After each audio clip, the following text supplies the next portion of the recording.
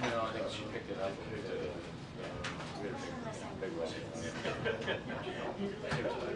Surprised she didn't catch one for me.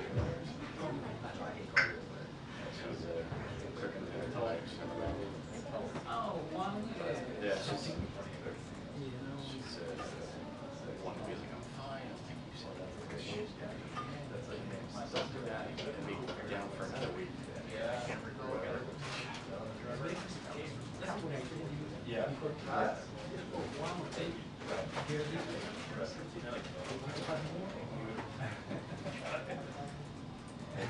Makes it hard. Yes.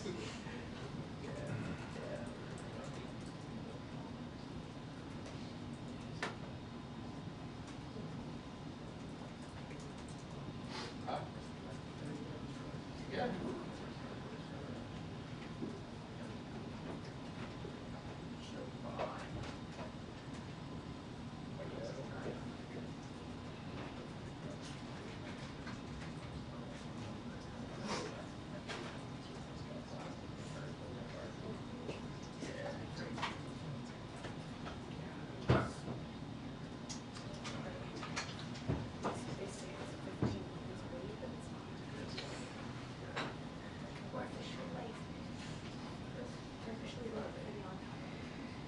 Well, to be fair, if they had planned it to be a half hour late, then they could still be 15 minutes early. Well, That's I mean, maybe something good's happening.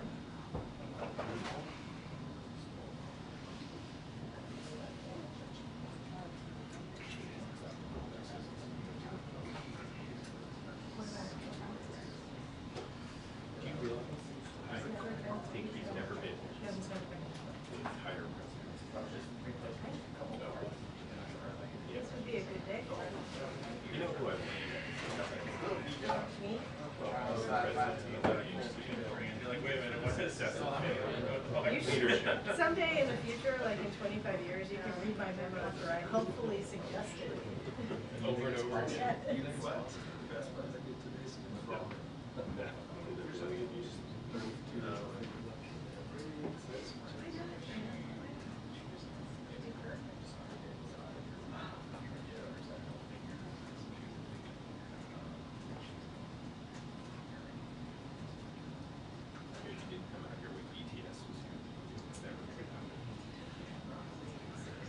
yeah.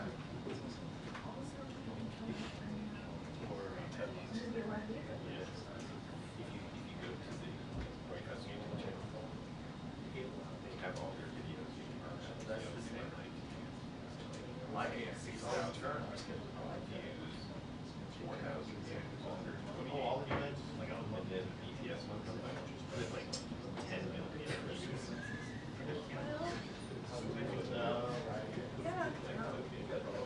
Yeah, no, I haven't. I don't understand. Usually I don't understand.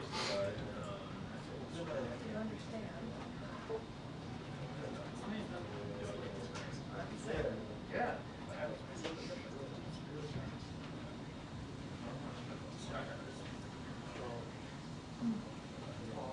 You need to say one.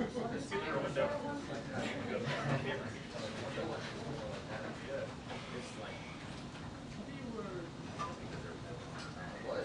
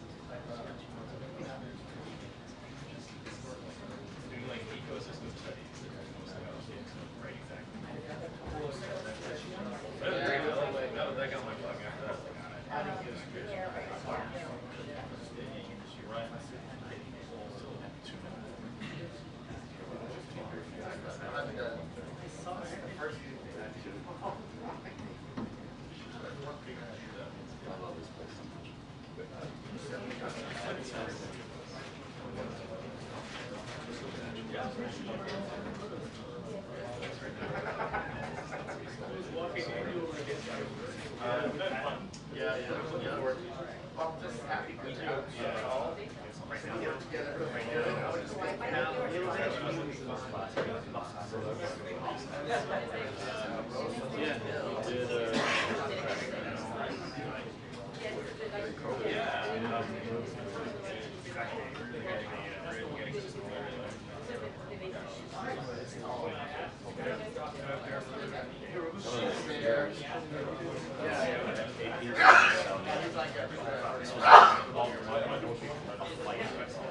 Every day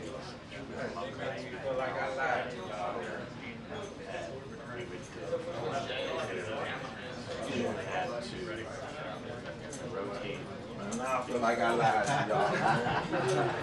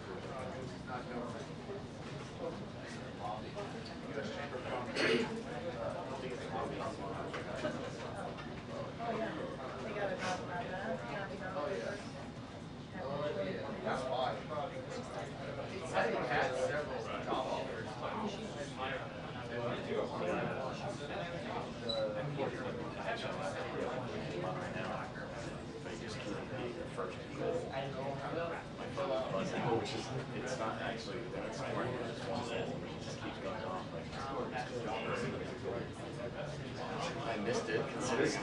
Didn't want to run late if you're late for everything.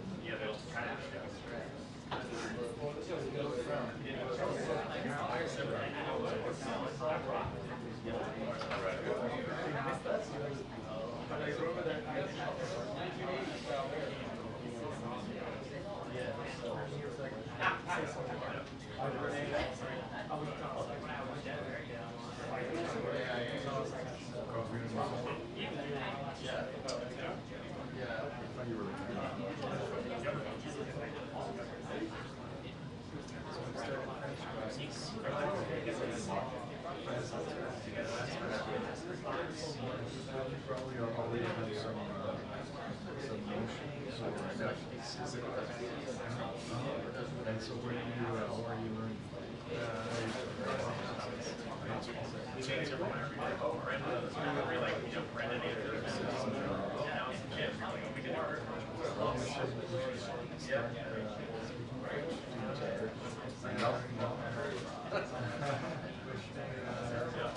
I'm going to give you some, yes, thanks, I do.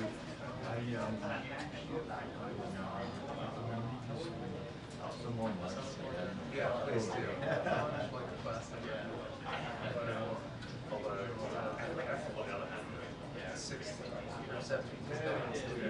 Yes, it is.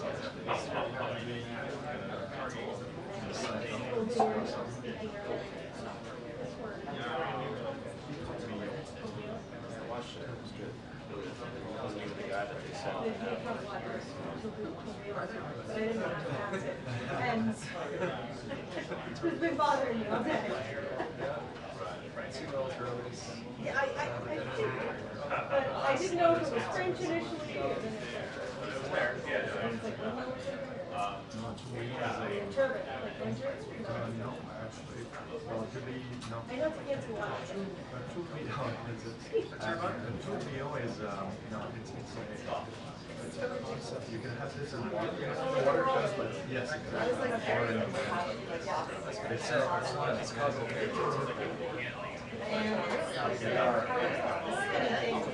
anyway, I'm having an interesting day.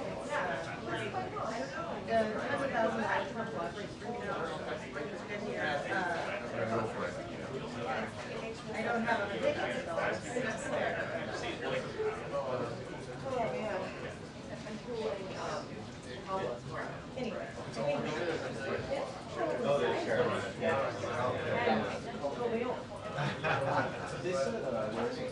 just the name. Well, okay, so just making us try to say or something. Yeah, I will sort of. Thank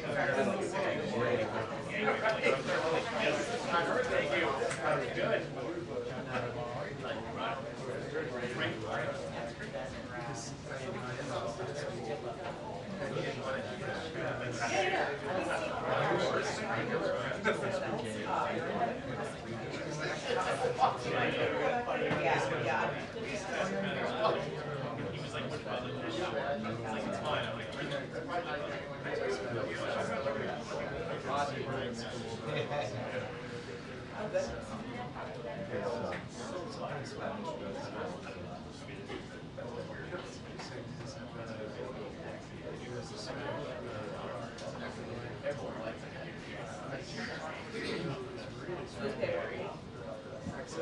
Yeah.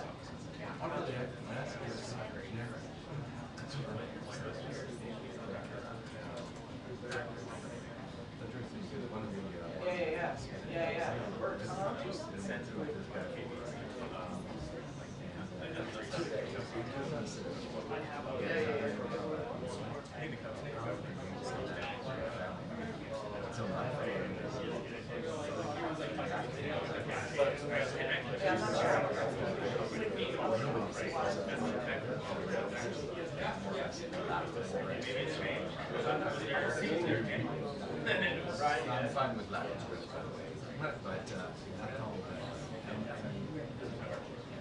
They investigated.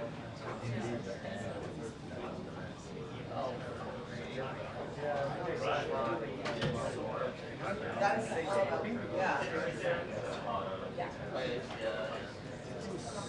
Do you still have these your numbers for the number of people that have?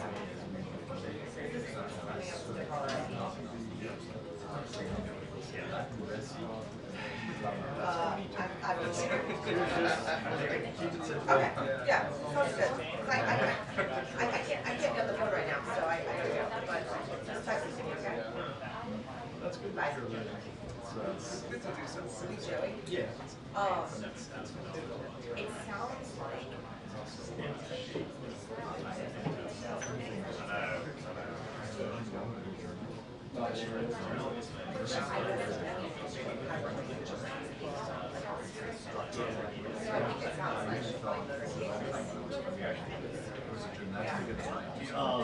She would start in smart numbers.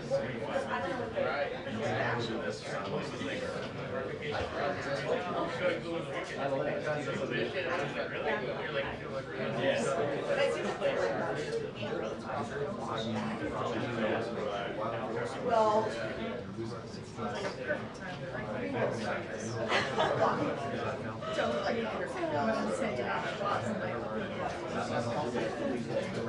yeah.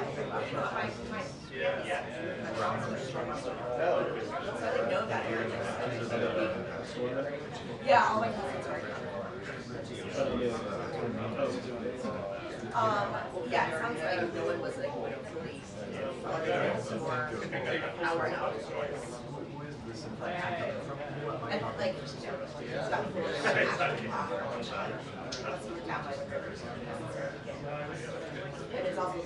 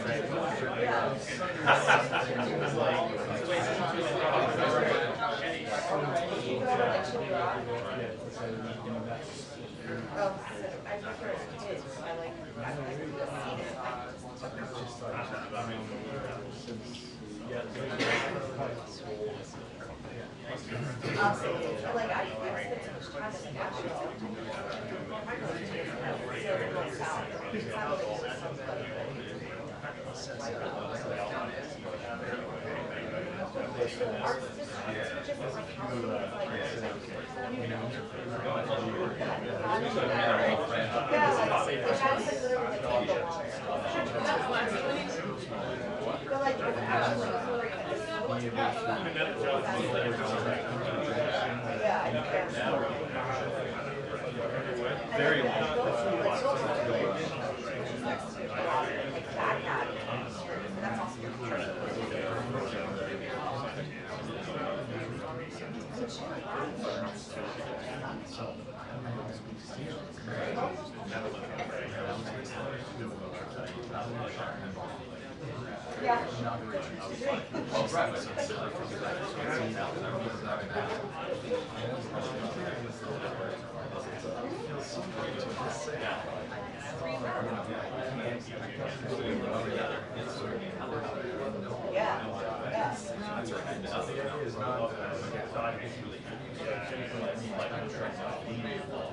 Yeah. Like we're wondering, like, my great grandmother passed away, and she had like what she said, and you know,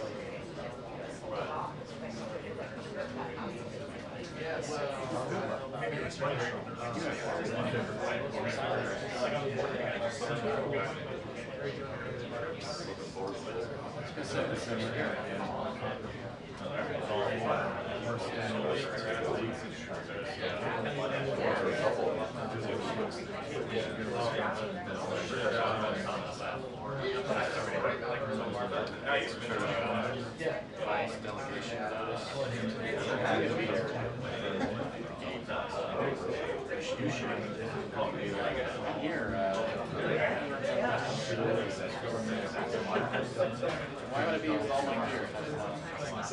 I'm the clock man.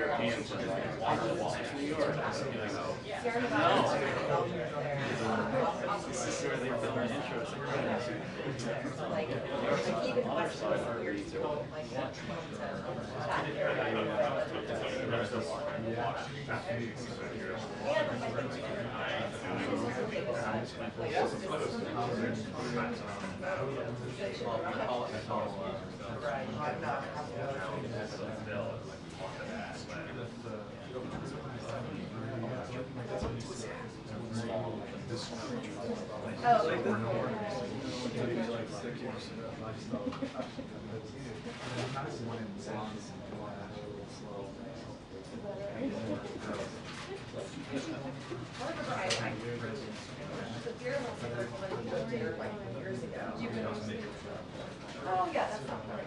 And I was like, what's the best thing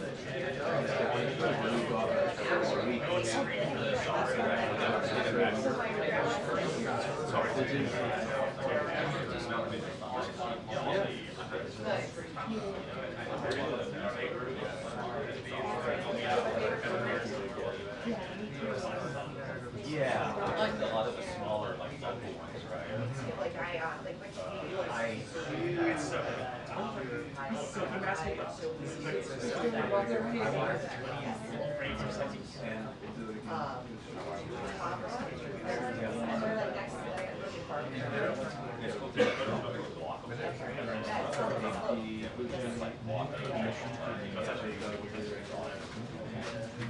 We were there, like 4 or 5 years ago.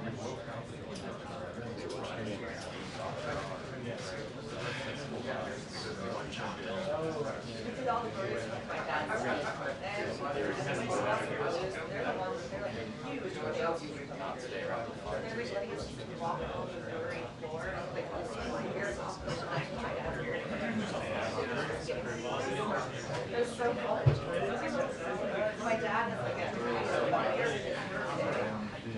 still in like our cooler.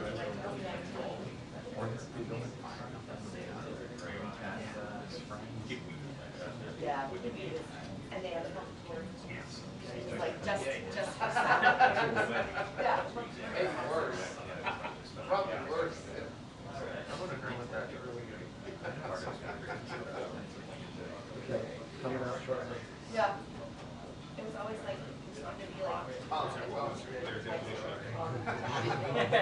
like, like number 20 minutes, like Before 3. hours. Oh, Yeah. I thought that was bad. It was just very challenging. All like leveraging it. I like the Tom Hanks Do machine. you use it? I've used it. You have? Ever? Yes. I haven't had a weekend trip. I might use it this weekend. If the person doesn't go to Indiana, I'll use it. Yeah. Is it, it's an espresso machine? It is. It's not that hard. Do you use it? I used to. Yeah. Oh, yeah. So far, nobody's back in Tam up here. And if you Oh, don't, I'm right, and you are. You just tap the thing, put it in. yeah, but get the bean, what's You gotta get the beans, you gotta get There's a grinder in there somewhere. Yeah, probably gross.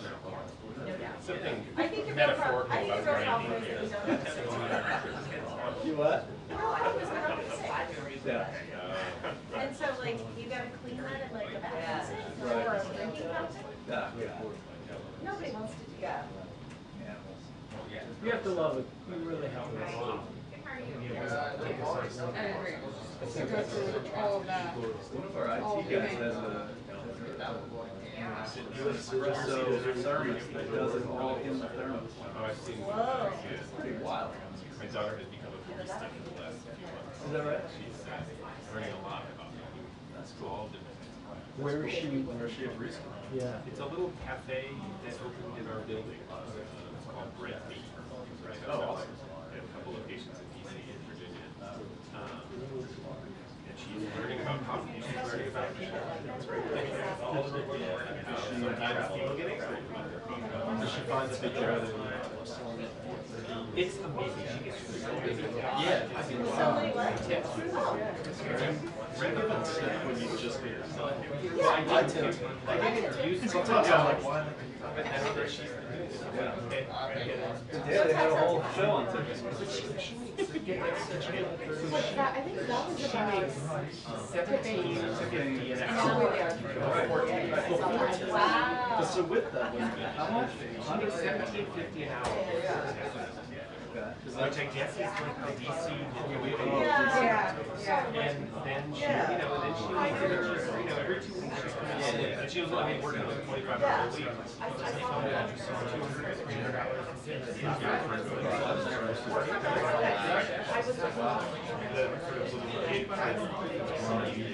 And also with like extremely valuable skill set. Yes.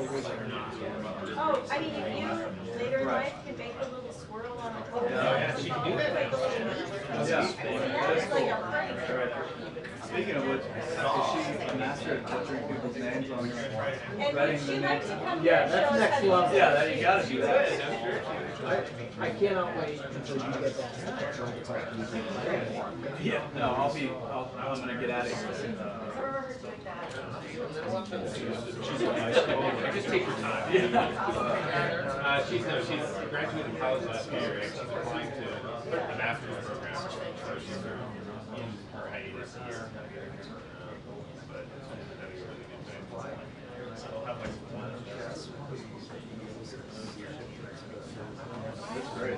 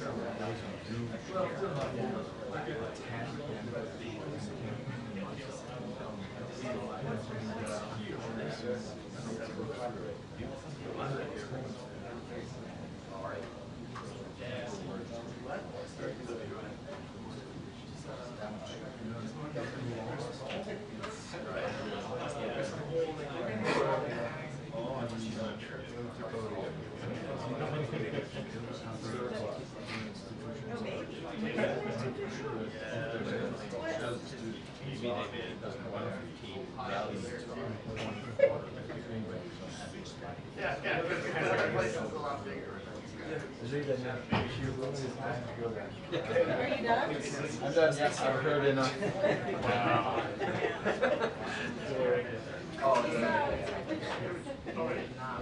I mean,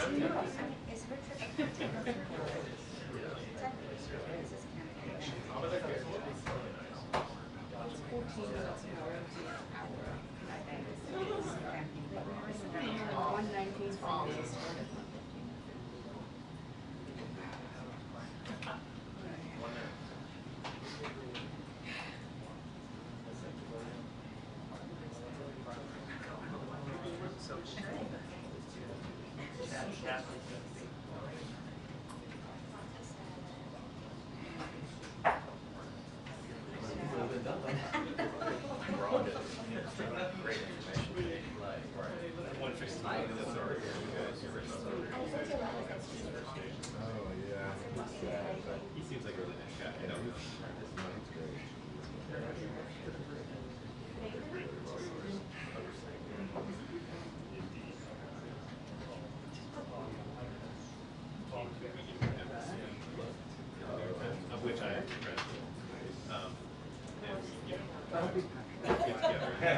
us who have so this last week or this week we all had to take a serious random we use tables so we all just worked so I had to just write that Ethiopia, Lebanon, Israel, Egypt, Korea, China. Yeah, that's good. We had all the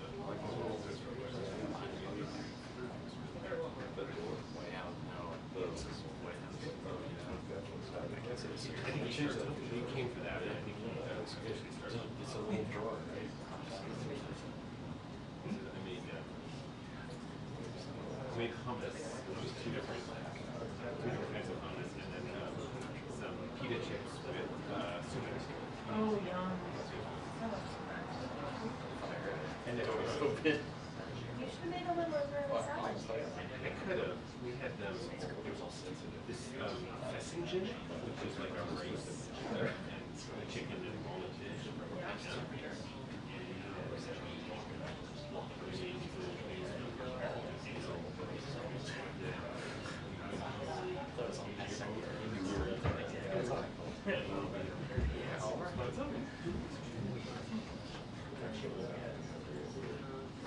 Yeah, you should definitely keep on top of that. About food. Sorry. The press briefing will begin in 2 minutes. The press briefing will begin in 2 minutes. Yeah, right.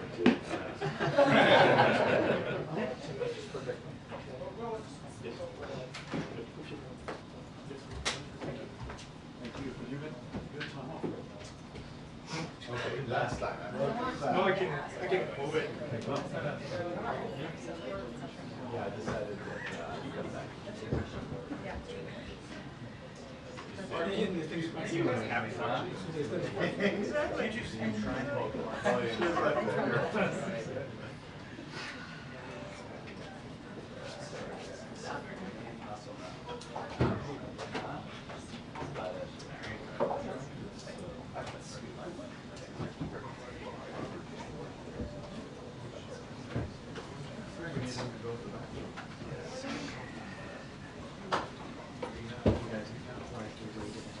I know. Well, I thought there was like an urgency. How are you? Good to see you too.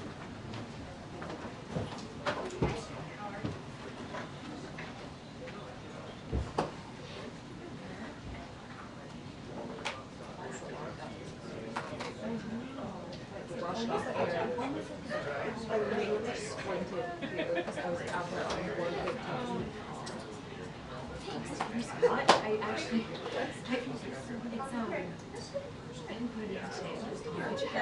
my ward, yes. No, it's, oh, no, I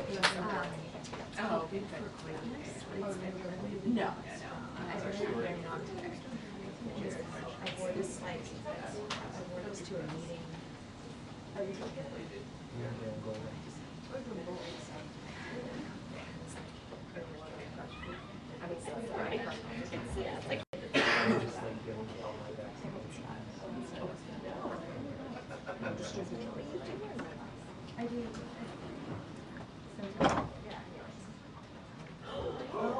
Hey folks, my name's Joe Biden. Welcome, Mr. President. We've been waiting for you. Welcome to the swimming pool. This is great. Hey look folks, good afternoon. The past 2 days we've gotten some very good news about the American economy. Just yesterday, shipping carriers, after some discussion, an International Longshoremen Union came to an agreement to keep the ports in the East Coast and the Gulf ports open. We averted what could have become a major crisis for the country, and a tentative agreement which includes record wage increases for dock workers and shows the importance of collective bargaining and represents, I think, critical progress toward a strong contract. I especially want to thank the carriers, the port operators, and the Longshoremen's Union for reaching this agreement at a time when the nation has experienced such terrible devastation from Hurricane Helene. It was truly a service to the American people for all these parties to come together to respond to our request to keep the ports open. I was determined to avert a crisis at this moment because it's a critical moment. If we didn't do this now, we'd have a real problem. I also want to thank my White House team for the work. They worked around the clock to bring the parties together. But today, we got more incredible news. Although the strength of the American economy it's about the strength of the American economy. New jobs report, as you all know, you've been reporting, created 250,000 jobs in September. The expectation was for 150,000 jobs in September, which has far exceeded that number. Not only the previous 2 months was the previous 2 months was revised up 75,000 jobs. And from the very beginning, we were told time and again that the policies we were pursuing, we'd put forward weren't going to work, make things worse, including some of the other team are still saying they're going to make things worse. But we've proven them wrong. You know, we've told our we were told our American rescue plan was too big and it would crowd out private investment. We proved them wrong. We vaccinated a nation and got immediate economic relief to people in need.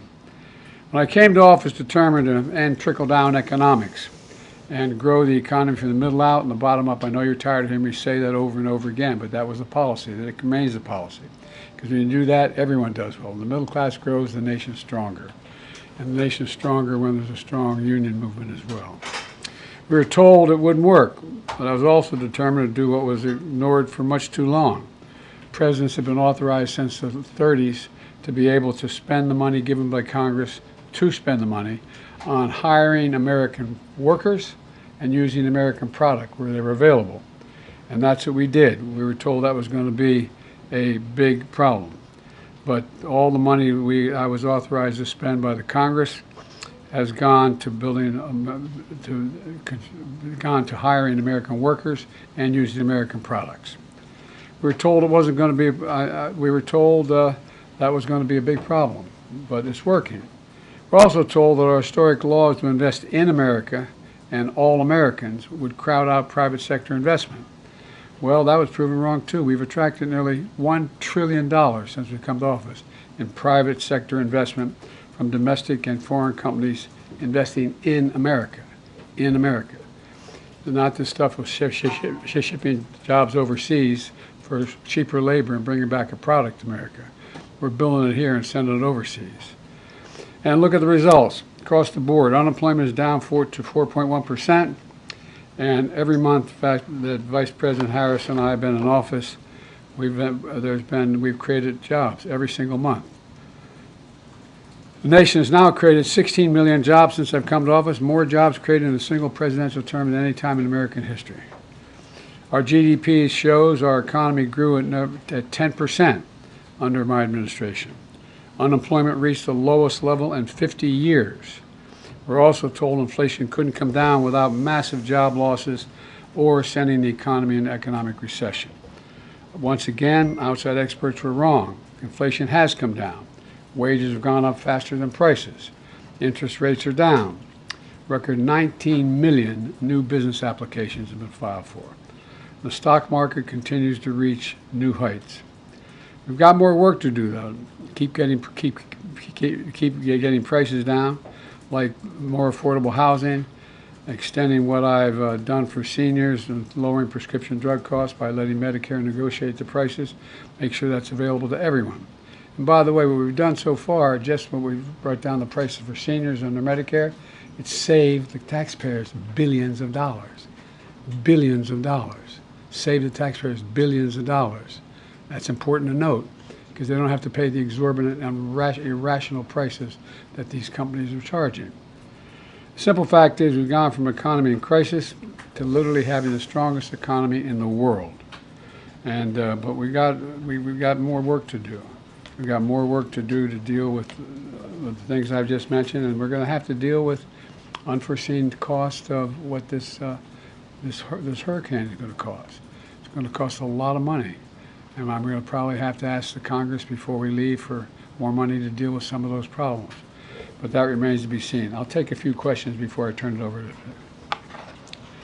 you. Pick out people. Okay. Yes, sir. Yes, sir. Go ahead, Josh. Thanks again for doing this, Mr. President. 2 questions.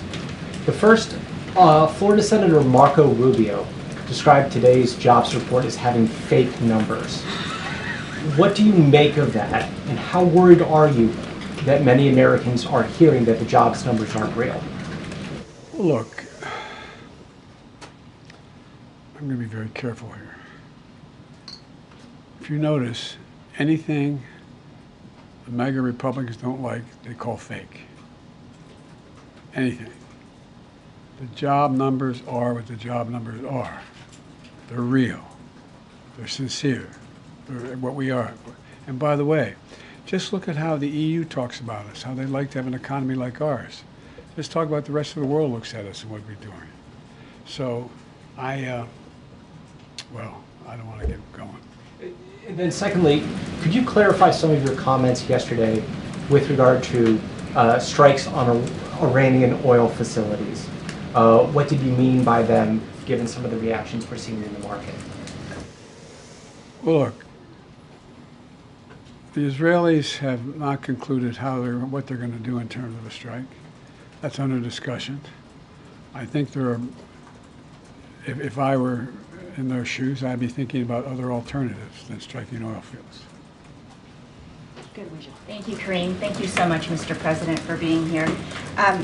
This week, Senator Chris Murphy said it's certainly a possibility that the Israeli government is not going to sign any diplomatic agreement prior to the election, which is what you have been calling for so long, potentially to try to influence the result. Do you agree? Do you have any worries that Netanyahu may be trying to influence the election and that's why he has not agreed to a diplomatic solution? No administration has helped Israel more than I have. None. None. None. And I think Bibi should remember that. And whether he's trying to influence the election or not, I don't know, but I'm not counting on that. You've said many times recently that you want to speak to him, that you plan to. No, I didn't say plan to. I didn't say want to. You don't want to? No, I didn't say that. You're making it sound like I'm seeking and then speaking. I'm assuming when they make the judgment of how they're going to respond, we will then have a discussion. Thank you. Thank you, Mr. President, for being here. What are you advising the Israelis to do in terms of their retaliation to Iran? And at this point, you still haven't spoken to Netanyahu. Is it fair to say that you have little personal influence over what he decides to do? No. Look, our teams are in contact 12 hours a day. They're constantly in contact. I've already had my presidential daily brief. We've already had interface between our military, the diplomats. It's in constant contact. They are trying to figure out, and this is high holidays as well. They're not going to make a decision immediately, and so we're going to wait to see when they want to talk. But over the past few months, they've consistently defied your administration's own advice. So do you believe that the Israelis are going to listen to the advice you're giving them? What I know is the plan that I put together received the support of the UN Security Council, the vast majority of our allies around the world, as a way to bring this to an end.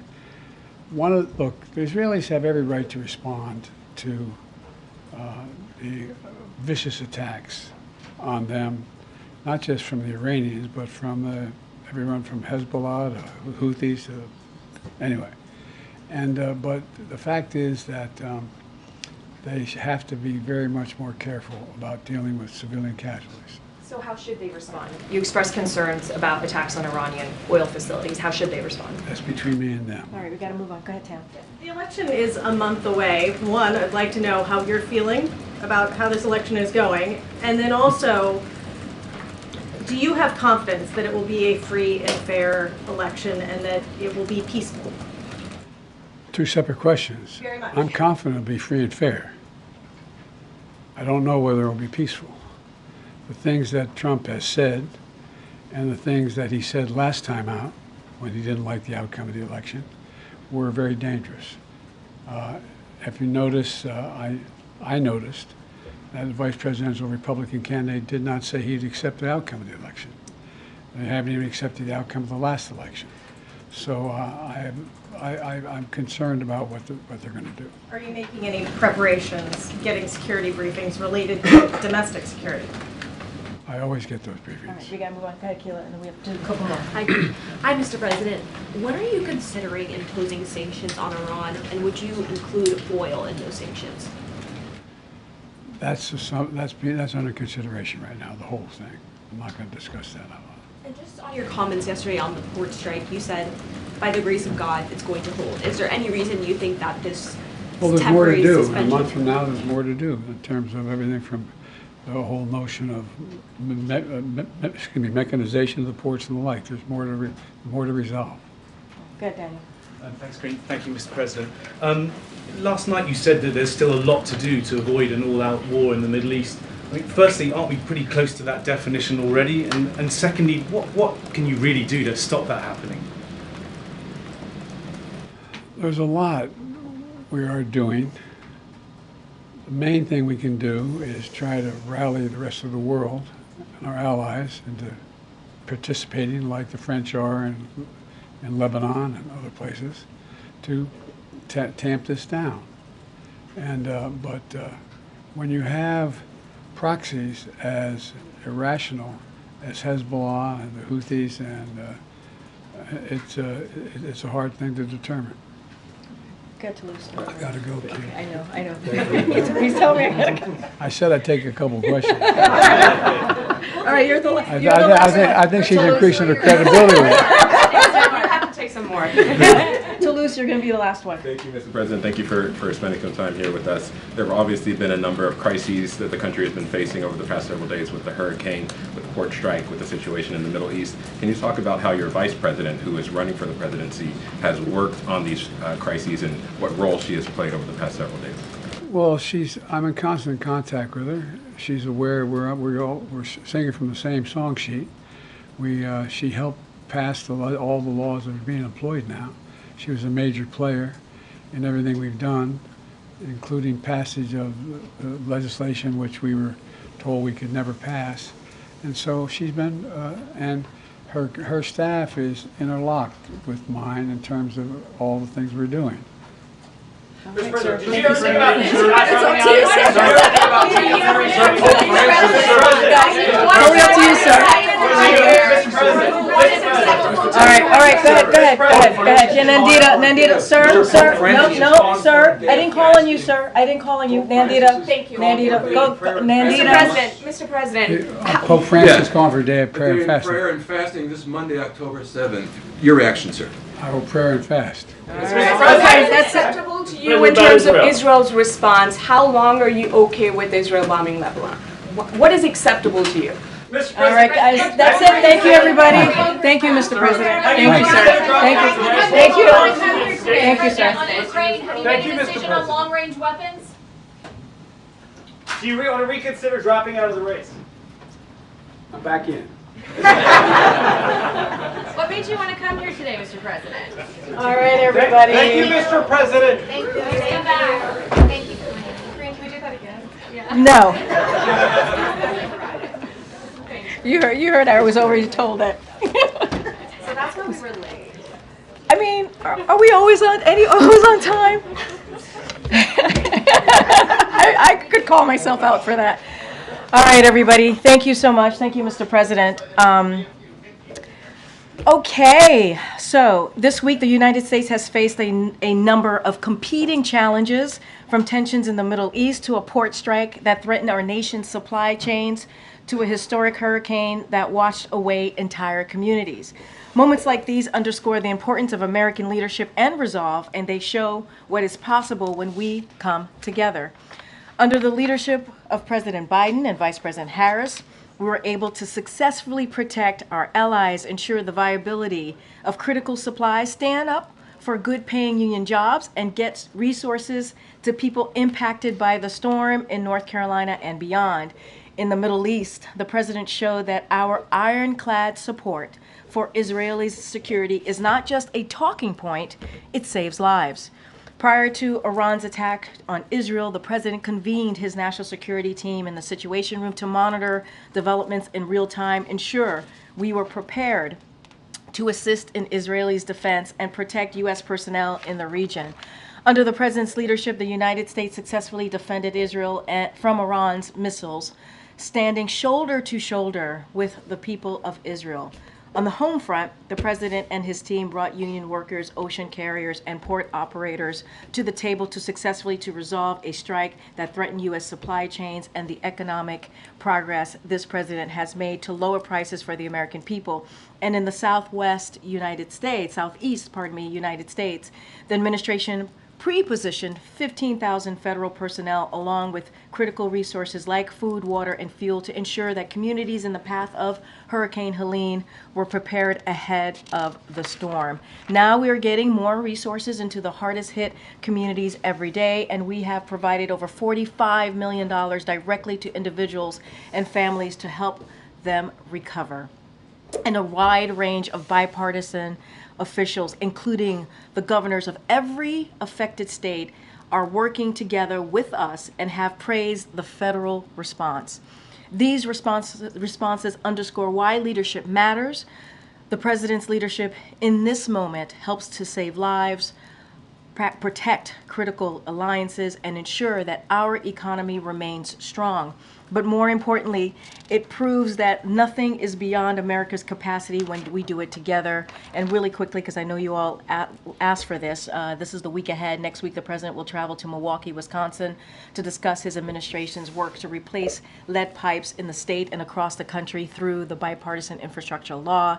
This law is investing historic resources into our communities and creating good-paying jobs. The President will also be traveling to Philadelphia for a campaign engagement. He will also travel to Germany and Angola to underscore the enduring strength and importance of two strategic bilateral relationships in addressing a comprehensive range of global challenges. The value of strong alliances and partnerships in the defense of freedom and democracy has never resonated more in Europe, Africa, and beyond. President Biden has made revitalizing our international alliances and partnerships a key priority, recognizing that today's challenges require global perspectives and shared responses. Those are the details I am able to share with for now, but certainly we will have more in the upcoming days. And finally, we have Lael Brainard, our National Economic Advisor to the President. She's going to provide more information on how the President helped reopen our ports, as well as the strong job market economy report that we saw today, showing that more than 250,000 jobs this September under the President Biden.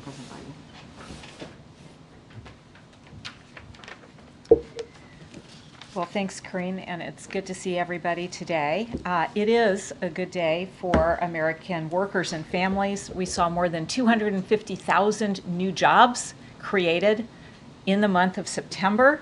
We saw unemployment back down to 4.1% at a time when inflation is back down to pre-pandemic levels.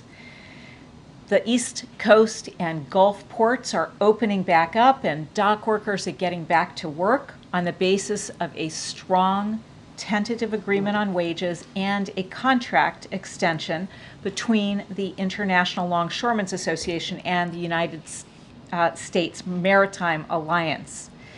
Just a week ago, the negotiation had totally stalled out. The union and employers had not spoken to each other for months. The last time a wage offer had been put on the table was in the middle of 2023. The President and the Vice President directed us to get the parties back to the table to reach a good deal. We worked around the clock to help them find common ground. And the President was clear throughout that process on three things. We needed to get the union and the employers back to the table on the basis of a strong progress on wages, so nothing would get in the way of hurricane recovery. Taft-Hartley was off the table because collective bargaining works, and workers should share in the large profits of the ocean carriers, particularly after those dock workers sacrificed so much to keep goods moving for the American public during the pandemic. And as a result of the hard work that I undertook, along with Secretary Buttigieg, Secretary Sue, a number of people in the White House, we are seeing dock workers get a fair share of the industry's record returns. We're seeing ports opening so consumers and businesses can get what they need, and we don't expect to see any effects on our economy or for consumers, businesses, and farmers because we have strong supply chains that we built in the wake of the pandemic. The President and the Vice President have consistently supported the collective bargaining process. When employers and workers come to the table, they find a good outcome. That's a vastly different approach from previous administrations that might have busted unions and rolled back worker protections. And finally, I would simply say that the data that we're seeing, the data we saw last week, confirms that our economy is delivering for workers. All right, that'll take a couple of questions. Go ahead, Sally. Thank you so much for being here. Would you say at this point that the U.S. has achieved a soft landing? And if not, at what point will we be there? Yeah, I would say that, look, we have seen unemployment, the lowest average unemployment rate of any administration in 50 years, and we have seen inflation come back down to pre-pandemic levels. That is exactly the kind of growth that you would want to see. Growth has actually been revised up. It's been above 3% over the last year, and we're continuing to see very resilient consumers. So yes, that's exactly the kind of Goldilocks results that you would want to see. Good, Josh. Thanks again for doing this. If I can ask about an otherwise strong jobs report, you still had manufacturing employment dip by 7,000. What do you think is happening in the manufacturing sector right now? Is this a response to higher rates, or are you seeing something else going on? Yeah, so I think if you look more broadly across the administration, you have seen manufacturing jobs growing by more than 700,000. In contrast to the previous administration that actually saw manufacturing job losses even before the pandemic. And I think the right way to think about this, because we have so much new investment dollars from the Investing in America agenda, the right way to think about it is to look at construction and manufacturing jobs together. And there what we've seen is continued growth. That construction workforce is hard at work with factory construction that is multiples of the previous administrations. That construction of factories is going to turn into the manufacturing jobs of the future. So we see that investment in today's economy, whether it be in chip manufacturing or clean energy, that's going to result in tomorrow's manufacturing jobs. Thank you, great. Just after the last Fed rate cut, do you think the administration has won its fight against inflation?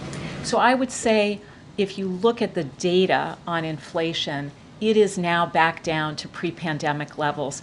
Don't forget, nobody said that could happen with a strong labor market. I think people just really need to go back and see some of the predictions. Nobody thought we could have the strongest recovery in our peer economies, strongest on jobs, strongest on growth, and get inflation down as fast as we did. And so that just shows that the president's investments and the focus on supply chains has really worked. And just to follow up on the consumer confidence numbers, I mean, there was an upward revision in August, but now it's down in September. I'm just sort of wondering if you can comment on that. Yeah, so I think the most recent Michigan sentiment numbers actually are showing strength. And, you know, if you look at what consumers are talking about, they're talking about good jobs, good job opportunities, and we've seen a lot of people moving into new sectors with better wages. And there is now a lot more confidence that interest rates are coming down, inflation is down, and that's going to enable consumers to feel more confident about investing in some of those bigger ticket items. All right, just a couple more. Thank you.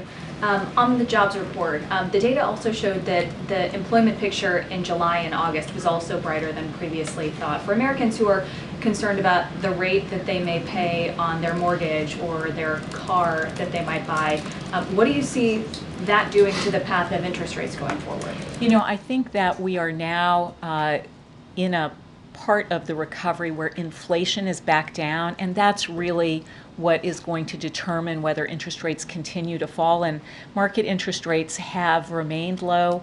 Mortgage rates have come all the way down close to 6%. We anticipate, because inflation is back down, that that will continue to show through to market rates. And on the hurricane that ravaged the southeast, what are your early indications of how that could impact economic growth and the jobs picture in November with so many in that region out of work? Yeah, so we do think normally with a hurricane of this size, with the devastation that it has caused in many communities, that it will affect the employment statistics for that month. But what we know is that generally you see the economy overall bouncing back very quickly, and the growth numbers really becoming sort of strong pretty rapidly because of all that rebuilding activity that we are committed to. Yeah, Jackie. Oh, that was my on interest rates, yeah. How concerned are you right now about the instability in the Middle East and its impact on oil prices?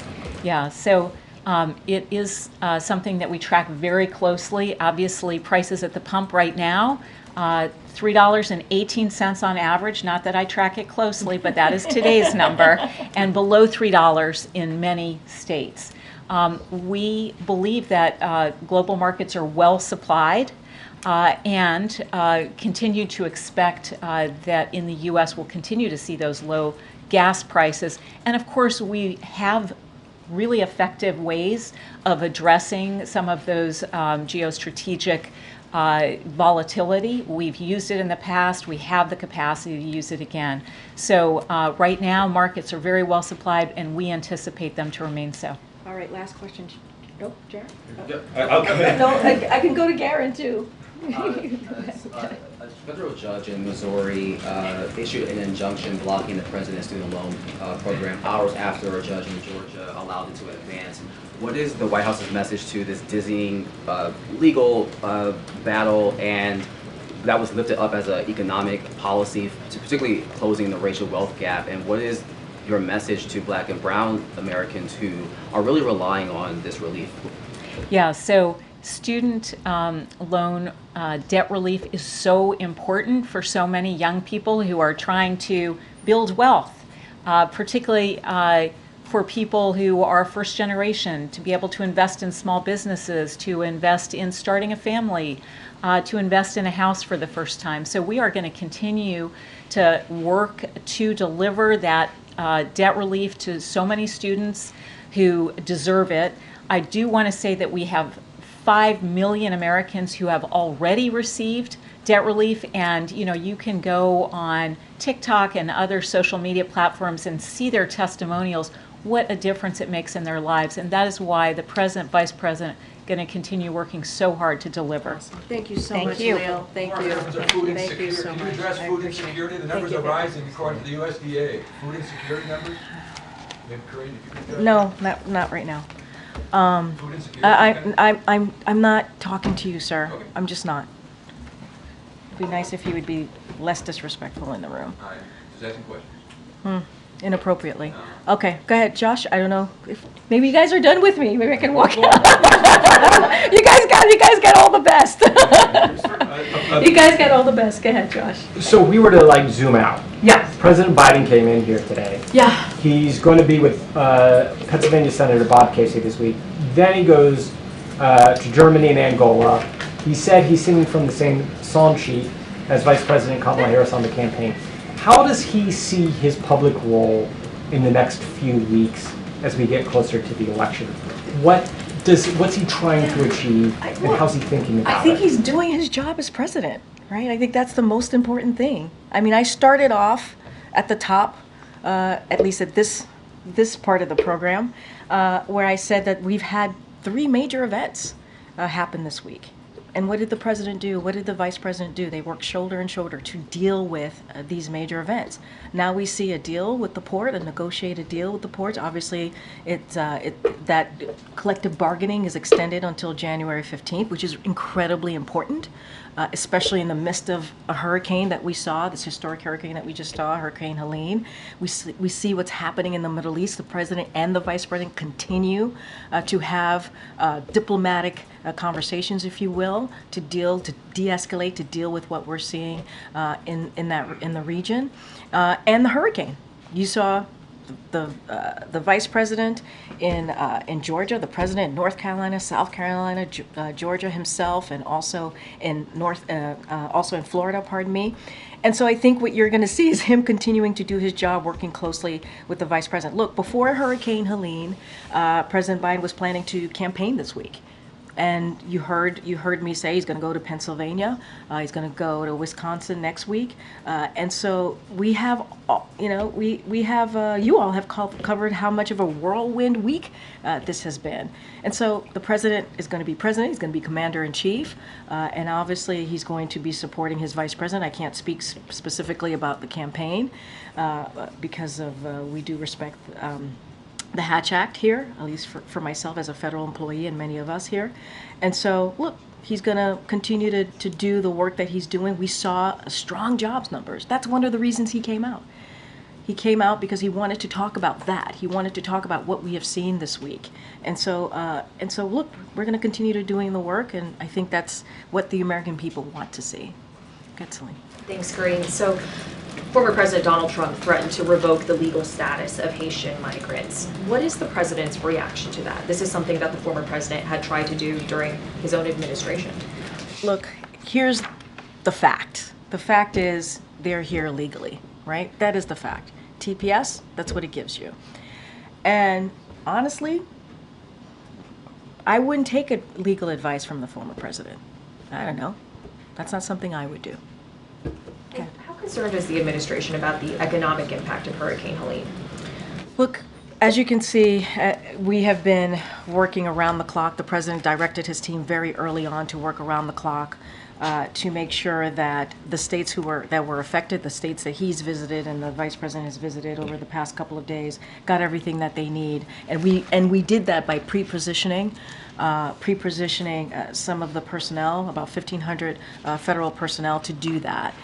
What we are doing, we're going to make sure, obviously we're going to always monitor any of the economic impact, but we're going to continue to make sure that we are focused on life-saving and life-sustaining efforts. That's the focus that we're going to have here, and we're going to continue to monitor, but obviously reacting and providing the needs of the states right now, of citizens who are living in those states, is probably the most key and most important.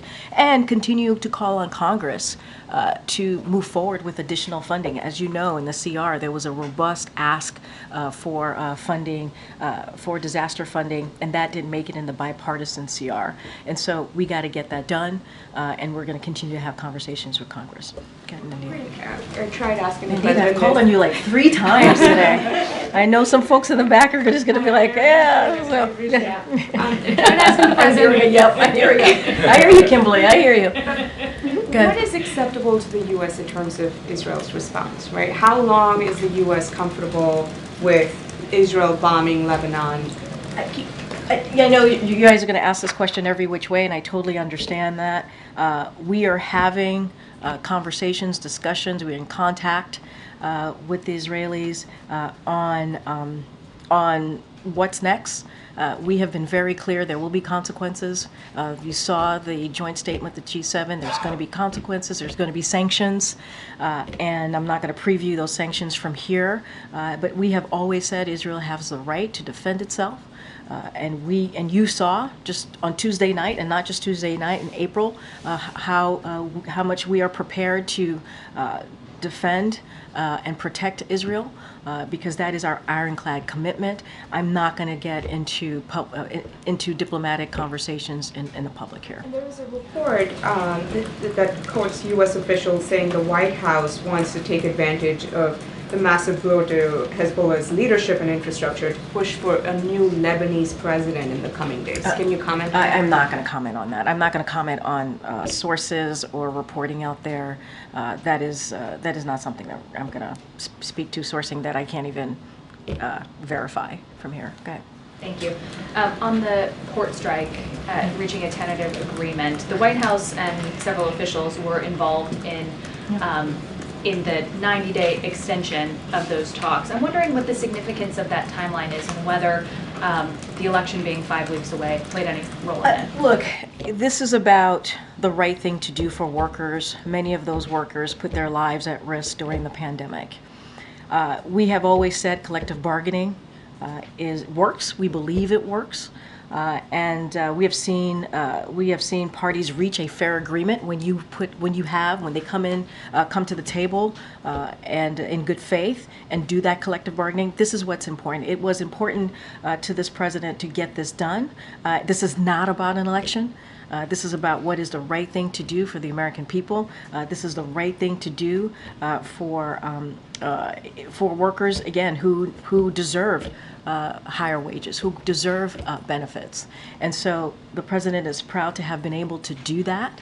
His team, obviously with his team, he directed his team to do this. And so now collective bargaining is going to continue, and we'll see where we are in the next couple of months. But this is not about politics for this president. And you have seen that in the last 3.5 years when we've been in these types of situations where there was negotiation, and we have been very, very clear, collective bargaining and supporting workers. On congressional funding, you mentioned some of the items that were lacking in the short-term funding bill that Republicans had put forth. I'm wondering if the president has spoken with any members of the Big Four in Congress to bring those concerns to them directly. So I don't have any conversations to speak to that the president has had with members of Congress. I mean, you saw him on the road. You saw him in a bipartisan way on the road in North Carolina, South Carolina, Georgia, and Florida.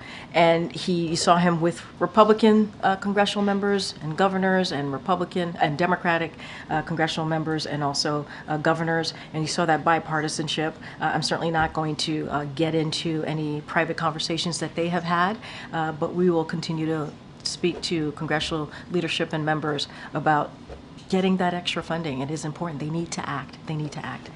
Go ahead. Hey, thanks, Karine. Can you talk about how President Biden will be marking Monday's one-year anniversary of the October summit attack on Israel? So obviously it's going to be a painful day for many, including for all of us here. And so we will have more to share on how we will be commemorating that devastating day that we saw a year ago. Don't have anything to share at this time. And secondly, this was President Biden's first time, correct, to the press briefing room since he's. Why and you're not? Welcome. You're welcome. I know this. I know the way this question is going to go. It's going to be great. It's going to be great. I prefer a question, but that's all right. But real quick, why not? Why didn't he come in the 3.5 years before? Why? I mean, he came today, and you got to see him, and you were here. I mean, he had the opportunity. Oh man. Come on, come on. He was here. He took your questions, and he is every Friday with the POTUS. Friday with the POTUS. No, you guys got to bring the ice cream. You guys got to bring the ice cream. Okay, I'm going to do a couple more. Go ahead. I haven't called on you. Go ahead. Thank you, Kevin. I want to go back to Haitians and the TPS, but first, it's another week of misery in Haiti. There was this report from the World Food Program describing acute hunger. What more can the U.S. do to improve the situation in Haiti? And if there's no improvement, is it conceivable that the TPS for Haitians will never be lifted? So look, on your last question, I'll do that first. The last part of your question, I'll do that first. I can't predetermine what TPS status is going to be. It's not something that I can do from here. Obviously, as you know, that is a decision with DHS and the State Department. They decide the TPS and the best way to move forward. So I'm not going to get into hypothetical about that. But as it relates to Haiti more broadly and to the question of instability and what's happening, look, despite the instability that continues, the recent deployment, as you know, of MSS mission is a unique opportunity to build a foundation of security and bring hope to Haitians that deserve to live their lives free of violence. And so to that end, the United States has delivered well over $300 million to support the MSS mission while urging the international community to support that mission as well. The United States will continue to hold those undermining Haiti's institutions and committing serious human rights abuses accountable. That is our commitment. We are committed to doing our part both to address immediate security needs and invest in Haiti's long-term successes. We stand with the people of Haiti and will continue supporting their aspirations of more security, certainly democratic and prosperous future. That is our commitment, and we'll continue to support the mission. Go ahead, Michael. Thanks, Karine.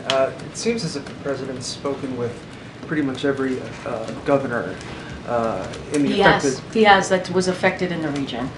But has he spoken with Governor DeSantis of Florida? Touche, good point.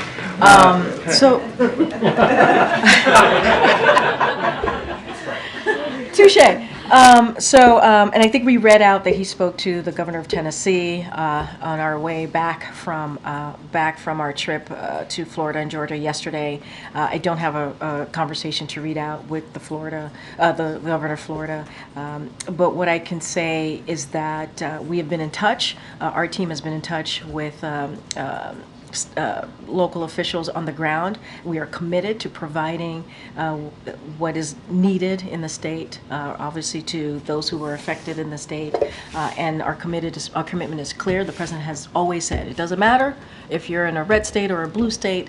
He's a president for all Americans, and that continues to be certainly his commitment.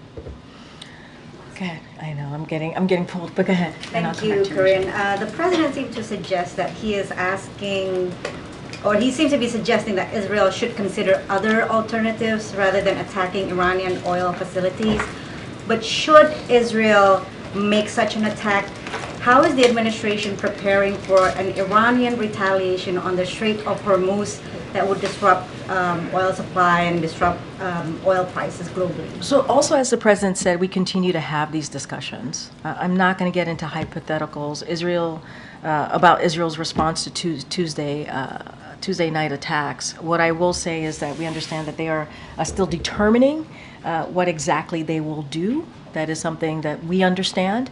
I'm just not going to prejudge. I'm not going to get ahead of anything, and the discussions to continue. But can we say that the administration is preparing for that possibility? I'm just not going to I'm not going to speculate. They're still, I'm telling you, they still haven't decided what their next steps are going to be. So that's what I'm saying to you. That's what we understand. I don't have anything else beyond that. On Angola, on the president's trip, Karine, Amnesty International is criticizing the administration's, quote, silence on human rights violations in Angola ahead of the president's visit, calling out the administration's focus on private sector investment to counter China. This is obviously in reference to the Libido corridor. Can you give us a response? Look, we get this type of question about human rights violations anytime he travels, and if that's going to come up. The president, as you know, has never shied away from direct conversation about human rights and democracy in any conversation. And I could expect that he will do the same in this upcoming trip. And so I don't have anything beyond that. But the president has never shied away from that, never shied away. Okay. Thank you, Karine. Does the administration have any concerns about how the aftermath of this storm could impact the vote, whether it's talking to the Postal Service about mail-in ballots that may not be getting to people, or impacting the infrastructure in these critical states? So look, we are using every available resources to help this community respond. That's what we're going to do and recover from this disaster. That is our commitment. That's what you've heard from this president. That's what you heard from the FEMA administrator and so many others in the president's administration. And certainly that means ensuring that Americans' voices are heard this November. And so that is our commitment. We want to make sure that people's voices are heard. And so any specifics on where the infrastructure is and what that looks like, certainly I would have to refer you to the state election officials on those, and cybersecurity and infrastructure and all of those pieces on what that looks like for them. But states voice concerns to the administration? I cannot speak to that. I have not heard of that. But look, our commitment, again, is to make sure that the resources available so that community can respond to recovery and also get back on their feet and deal with this disaster. We want to make sure that Americans' voices are heard this November. That is important, and so, but certainly that is something that state elected officials can speak to more directly. But we're going to try and make sure they get back on the feet. I know I haven't called on you yet. Thank you. Former President Trump is accusing the Biden administration of using FEMA funding to support undocumented migrants. How is the White House responding to that? I mean, it's just categorically false. It is not true. It is a false statement. And look, the fact of the matter is, I think Washington Post fact checker did a piece, and the headline recently, just moments ago, not too long ago, and the headline was, "No, Biden did not take FEMA relief money to use on migrants, but Trump did." I'll leave it there. Secretary Mayorkas had said earlier this week that he was concerned that FEMA didn't have enough funding until the end for the rest of the hurricane season. Now that President Biden has seen the damage firsthand in the Carolinas, Florida, Georgia, heard him say at the podium he may have to call Congress back from recess. What exactly is he waiting for to be able to make that call? Look, here's the thing. We put forth a pretty substantial, robust, I mentioned this moments ago, to be part of the CR. We were disappointed that it was not part of the CR.